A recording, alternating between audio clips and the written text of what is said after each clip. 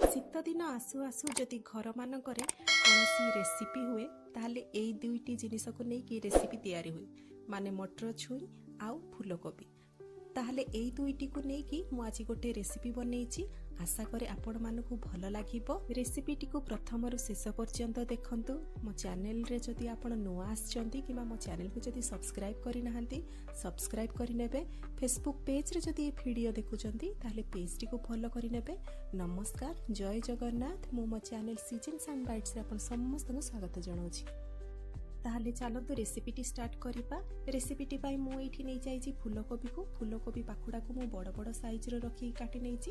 ତାକୁ ଭଲ ଭାବରେ ପ୍ରଥମେ ମୁଁ ହଳଦୀ ପାଣିରେ ବୁଡ଼େଇ ନେଇଛି, ଯାହାଫଳରେ କି ସେଥିରେ ଯଦି କୌଣସି ପୋକ ଥିବ ସେ ମରିକି ବାହାରି ପଡ଼ିବ। ହଳଦୀ ପାଣିରୁ ବାହାର କରିକି ମୁଁ ତାକୁ ପୁଣି ଥରେ ନର୍ମାଲ ପାଣିରେ 2-3 ଥର ଭଲ ଭାବରେ ଧୋଇ ନେଇଛି। ଏବେ ଚାଲନ୍ତୁ ଆମେ ଗ୍ୟାସ୍ ଉପରେ କଡ଼େଇ ବସାଇ ନେବା। କଡ଼େଇଟି ଗରମ ହେଇଗଲା ପରେ ମୁଁ ସେଇଥିରେ ବଡ଼ 2 ଚାମଚ ରିଫାଇନ୍ ତେଲକୁ ଦେଇଦେଇଛି।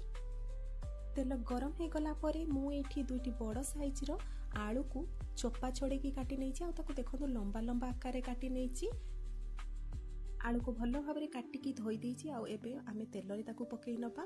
ତା ସହିତ ଆଳୁର ପରିମାଣ ଦେଖିକି ଆପଣ ସେଇଥିରେ ହଳଦୀ, ଲୁଣ ଆଉ ଲଙ୍କାଗୁଣ୍ଡ ପକେଇବେ। ଆପଣ ଏଇଠି ଲୁଣର ପରିମାଣକୁ କମ୍ ରଖିବେ, ଲଙ୍କାଗୁଣ୍ଡ ଆଉ ହଳଦୀର ପରିମାଣକୁ ମଧ୍ୟ କମ୍ ରଖିବେ। ମୁଁ ଏଇଠି ହାଫ୍ ଛୋଟ ଚାମଚର ହାଫ୍ ହିଁ ସବୁ ଜିନିଷ ପରିମାଣରେ ପକେଇ ନେଇଛି। ଆଳୁକୁ ଆମେ ଲାଲ ହେବା ପର୍ଯ୍ୟନ୍ତ ଭାଜି ନେବା, ଯେମିତିକି ଟିକେ ଦରସିଝା ହେଇଯିବ।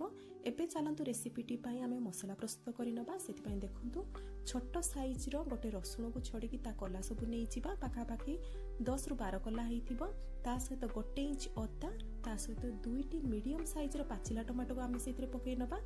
ୟା ପରେ ଏଇଥିରେ ଆମେ ପକେଇ ନେବା ଅଳ୍ପ କିଛି ଧନିଆ ପତ୍ରର ଡେମ୍ଫକୁ। ଏସବୁ ଜିନିଷକୁ ଆମେ ଅଳ୍ପ ପାଣି ଦେଇକି ଭଲ ଭାବରେ ଗୋଟେ ଗ୍ରାଇଣ୍ଡିଙ୍ଗ ପେଷ୍ଟ ବନେଇ ନେବା। ଦେଖନ୍ତୁ ଏଇ ଭିତରେ ଆମର ଆଳୁ ମଧ୍ୟ ହେଇଯାଇଛି। ଏବେ ଆମେ ଆଳୁକୁ ବାହାର କରି ନେବା। ଏବେ ବଳକା ତେଲରେ ଆମେ ପୁଣି ଥରେ ସେଇଥିରେ ଫୁଲକୋବି ସବୁ ପାଣିରୁ ଛାଣିକି ପକେଇ ନେବା। ସେଇ ସେମ୍ ୱେରେ ଯେମିତି ଆମେ ଆଳୁରେ ଲଙ୍କାଗୁଣ୍ଡ, ହଳଦୀ ଗୁଣ୍ଡ, ଲୁଣକୁ ପକେଇଥିଲେ ସେହିପରି ଭାବରେ ଆପଣ ଏଇଠି ଫୁଲକୋବିର ପରିମାଣ ଦେଖିକି ଲଙ୍କାଗୁଣ୍ଡ, ଲୁଣ ଆଉ ହଳଦୀ ଗୁଣ୍ଡକୁ ପକେଇ ନେବେ। ଫୁଲକୋବିକୁ ମଧ୍ୟ ଆମେ ଦରସିଝା ହେବା ପର୍ଯ୍ୟନ୍ତ, ମାନେ ଟିକେ ସ୍ଲାଇଡ୍ ବ୍ରାଉନ୍ ହେବା ପର୍ଯ୍ୟନ୍ତ ଭଲ ଭାବରେ ଭାଜି ନେବା। ତା ସହିତ ଆପଣ ଦେଖିବେ ଯେତେବେଳେ ଆମର ଫୁଲକୋବି ଭାଜି ହେଇଯିବ, ଭଲ ଭାବରେ ଟିକେ ସିଝି ହେଇଯିବ, ସେ ଧୀରେ ଧୀରେ ତାର ମାତ୍ରାଟି କମିଯିବ। ମୁଁ ଏଇଠି ମଝିରେ ମଝିରେ ହାଇ ତା ସହିତ ମିଡ଼ିୟମ୍ ଫ୍ଲେମ୍ରେ ଫୁଲକୋବିକୁ ଭଲ ଭାବରେ ଭାଜି ନେଇଛି। ଦେଖନ୍ତୁ ଫୁଲକୋବିରେ ଥିବା ଏକ୍ସଟ୍ରା ପାଣିଟି ମରିଗଲାଣି। ଏବେ ଦେଖନ୍ତୁ ଫୁଲକୋବି ଆମର ଲାଲ ଲାଲ ଟିକେ ହେଇଗଲାଣି। ଏବେ ତାକୁ ଆମେ କଡ଼େଇରୁ ବାହାର କରି ନେବା। ଏବେ ସେଇ ସେମ୍ କଡ଼େଇକୁ ମୁଁ ଗ୍ୟାସ୍ରେ ପୁଣି ବସାଇ ନେଇଛି, ଆଉ ସେଇଥିରେ ପକାଇ ନେବା ଆମେ 3 ବଡ଼ ଚାମଚ ରିଫାଇନ୍ ତେଲ। ତେଲ ଆମର ଭଲ ଭାବରେ ଗରମ ହେଇସାରିଲା ପରେ ମୁଁ ଏଇଠି ଗୋଟେ ବଡ଼ ସାଇଜ୍ର ପିଆଜକୁ ଚପ୍ କରିକି ରଖିଥିଲି, ତାକୁ ମଧ୍ୟ ଆମେ ପକାଇ ନେବା। ପିଆଜକୁ ଆମେ ଲାଲ ହେବା ପର୍ଯ୍ୟନ୍ତ ଭାଜି ନେବା ଭଲ ଭାବରେ।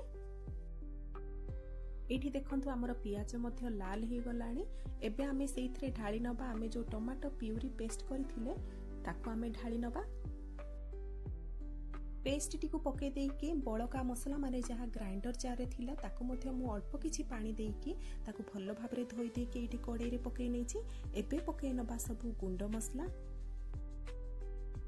ଗୁଣ୍ଡ ମସଲାରେ ଏଇଠି ମୁଁ ପକାଇ ନେଉଛି ଗୋଟେ ବଡ଼ ଚାମଚ ଲଙ୍କାଗୁଣ୍ଡ।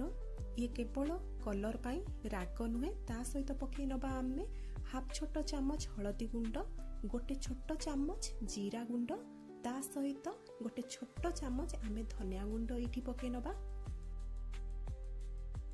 ଏଇ ମସଲାକୁ ଆମେ ପୁରା ତେଲ ବାହାରିବା ପର୍ଯ୍ୟନ୍ତ ଭଲ ଭାବରେ କଷି ନେବା। ତା ସହିତ ଯେହେତୁ ଟମାଟୋରେ ପାଣି ଅଛି, ଆମେ ଟମାଟୋରେ ପାଣି ଦେଇକି ମଧ୍ୟ ବାଟିଥିଲେ, ସେଥିପାଇଁ ପାଣି ନିହାତି ବାହାରିବ। ସେଥିପାଇଁ ଏଇ ପାଣି ମଲା ପର୍ଯ୍ୟନ୍ତ ଆପଣ ଭଲ ଭାବରେ କଷି ନେବେ। ଏବେ ଏଇ ମୋମେଣ୍ଟରେ ଆମେ ପକାଇ ନେବା ଏଇଥିରେ ସ୍ୱାଦ ଅନୁସାରେ ଲୁଣ। ଲୁଣ ପକାଇ ଦେଲେ ଶୀଘ୍ର ଆମର ମସଲା ମଧ୍ୟ କଷି ହେଇଯିବ। ତା ସହିତ ଟମାଟୋର ଯେଉଁ ଏକ୍ସଟ୍ରା ପାଣିଟି ଅଛି ସେ ମଧ୍ୟ ବାହାରିକି ମରିଯିବ। ମସଲା ଆମର ଭଲ ଭାବରେ ଶୀଘ୍ର କଷି ହେବା ପାଇଁ ମୁଁ ଏଇଠି ଢାଙ୍କୁଣୀ ଘୋଡ଼େଇ ଦେଇଥିଲି କିଛି ସମୟ, ଆଉ ଫ୍ଲେମ୍କୁ ଏଇଠି ମୁଁ ଲୋ କରିଦେଇଥିଲି। ପାଖାପାଖି 5 ମିନିଟ୍ ପର୍ଯ୍ୟନ୍ତ ମୁଁ ଢାଙ୍କୁଣୀ ଘୋଡ଼େଇକି ମସଲାକୁ ଛାଡ଼ି ଦେଇଥିଲି। ଦେଖନ୍ତୁ ମସଲା ଆମର ରେଡ଼ି ହେଇଯାଇଛି। ତେଲ ମସଲାରୁ ଅଲଗା ହେଇଯାଇଛି। ଏବେ ଆମେ ସେଇଥିରେ ଆଡ୍ କରିଦେବା ମଟର ଛୁଇଁକୁ। ଆପଣଙ୍କ ପାଖରେ ଯଦି ଫ୍ରୋଜନ୍ ବାଲା ଗ୍ରୀନ୍ ପିସ୍ ଅଛି ଆପଣ ତାକୁ ମଧ୍ୟ ପକାଇ ପାରିବେ। ମଟର ଛୁଇଁକୁ ପକାଇ ଦେଇକି ଆମେ ଭଲ ଭାବରେ ଏଇଠି 1 ରୁ 2 ମିନିଟ୍ ତାକୁ ଭଲ ଭାବରେ କଷି ନେବା। ତାପରେ ସେଇଥିରେ ଆଡ୍ କରିଦେବା ଆମେ ଆଗରୁ ଭାଜି ରଖିଥିବା ଆଳୁ ଆଉ ଫୁଲକୋବିକୁ। ଆଳୁ ଆଉ ଫୁଲକୋବିକୁ ପକାଇ ଦେଇକି ଆମେ ଭଲ ଭାବରେ ତାକୁ ମିକ୍ସ କରି ନେବା, ତା ସହିତ ଭଲ ଭାବରେ ଏଠି କଷି ନେବା। ଏବେ ଆମେ ଏଇ ସବୁ ଜିନିଷକୁ କିଛି ସମୟ କଷି ନେବା, ଯାହାଫଳରେ କି ଆମର ଆଳୁ ଫୁଲକୋବି ମଟର ଛୁଇଁରେ ଆମର ମସଲାର ଫ୍ଲେଭର ଆସିଯିବ। ଯେହେତୁ ଆମେ ସବୁ ଦରସିଜା କରିକି ଭାଜିଥିଲେ ସେଥିପାଇଁ ଏଇଠି ମୁଁ ଢାଙ୍କୁଣୀ ଘୋଡ଼େଇ ଦେଇଛି, ଯାହାଫଳରେ କି ଆମର ଏଇ ରୋଷେଇରୁ ଯେଉଁ ଏକ୍ସଟ୍ରା ପାଣିଟି ବାହାରିବ, ଯାହା ବି ଆଳୁ ଆଉ ଫୁଲକୋବିର ଯେଉଁ ଏକ୍ସଟ୍ରା ପାଣିଟି ରହିଛି ତାହା ବାହାରିକି ଭଲ ଭାବରେ ମରିଯିବ, ଆଉ ସେଇ ଭିତରେ ଆମର ଆଳୁ ଫୁଲକୋବି ଭଲ ଭାବରେ ସିଝି ମଧ୍ୟ ଯିବ। ଢାଙ୍କୁଣୀ ଘୋଡ଼େଇକି ଆପଣ ଯେତେବେଳେ କଷୁଛନ୍ତି ସେତେବେଳେ ଆପଣ ଫ୍ଲେମ୍କୁ ପୁରା ଲୋ ରଖିବେ। ଦେଖନ୍ତୁ ଏଇଠି ମୁଁ ଆଳୁକୁ ଚେକ୍ କରୁଛି, ଆଉ ଏଇଠି ଆମର ଆଳୁ ସିଝି ସାରିଲାଣି। ଏବେ ଆମେ ସେଇଥିରେ କଟା ହୋଇ ରଖିଥିବା ଗୋଟେ ପାଚିଲା ଟମାଟୋକୁ ପକାଇ ନେବା। ଶେଷରେ ଯେଉଁ ଟମାଟୋଟି ପକାଇଛି ତା ପାଇଁ ମୁଁ ଏଇଠି ପୁଣି ଥରେ ତାକୁ 1 ମିନିଟ୍ ଏଇଠି ଲୋ ଫ୍ଲେମ୍ରେ ତାକୁ ଭଲ ଭାବରେ କଷି ନେଇଛି। ଦେଖନ୍ତୁ ଏଇ ଭିତରେ ଆମର କଞ୍ଚା ଟମାଟୋଟି ଭଲ ଭାବରେ ମେଲ୍ଟ ହେଇଯିବ। ଆପଣ ଚାହିଁଲେ ଏଇଠି ଯେଉଁ ଟମାଟୋ ପକାଉଛନ୍ତି ତାର ମଞ୍ଜି ବାହାର କରିକି ମଧ୍ୟ ପକାଇ ପାରିବେ। এই ଶେଷରେ ପାଚିଲା ଟମାଟୋକୁ ପକାଇବା ପୁରା ଅପସନାଲ। ତା ସହିତ ଆମର ରେସିପିଟି ଏଇଠି ପୁରା ରେଡି ହେଇ ସାରିଲାଣି। ଏବେ ଶେଷରେ ଆମେ ସେଇଥିରେ ପକାଇ ନେବା କଟା ହୋଇଥିବା ଅଦା। ଏବେ ଗ୍ୟାସ୍ ଫ୍ଲେମ୍କୁ ବନ୍ଦ କରିଦେବା, ତା ସହିତ ୟାକୁ ଆମେ ଗରମ ଗରମ ସର୍ଭ କରିବା। ଏହା ସହିତ ଆପଣ ରୁଟି, ପରଟା, ଭାତ କିଛି ବି ଖାଇପାରିବେ। ভিডিওটি ভাল লাগিলে নিহাতি এই রেসিপিটি ট্রাଏ করন্তু আর মতে কমেন্ট মাধ্যমে জনাইবে রেসিপিটি কেমিতি লাগিলা আপনাকু। ভিডিওটি যদি ভাল লাগিথিবো লাইকটে নিহাতি করিবে। ভিডিওটি যদি পছন্দ আসিথিবো তাহলে সাংগসাথী বন্ধু বান্ধব মানক সহিত শেয়ার করিবে। মো চ্যানেল যদি নুয়া কিংবা आपण मो चैनल को सब्सक्राइब करि नाहंती ताले मो चैनल को सब्सक्राइब करि नेबे। पुणी देखा हबो गोटे नुआ रेसिपी वीडियो रे। नमस्कार, जय जगन्नाथ।